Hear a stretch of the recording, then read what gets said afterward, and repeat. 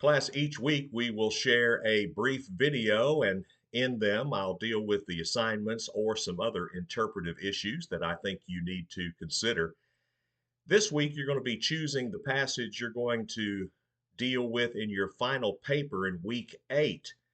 And you're going to do a brief assignment that deals with context, both historical and literary. If you have a question, don't hesitate to ask me. Reach out any way that you want to, text, phone. My contact information is always under the announcements.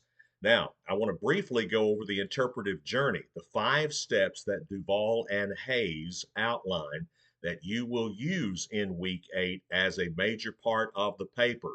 You need to become familiar with the interpretive journey. Step 1 is, how would the original audience have heard the passage?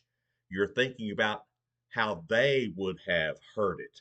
And in that step, you can deal with some historical context. Step 2, you supply differences between the original audience and us. Think about who they were, think about who we are, and you're not dealing with the passage, you're dealing in a more historical way with differences and similarities.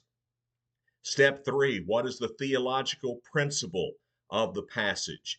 What does that text teach you about God? You want to simply state that.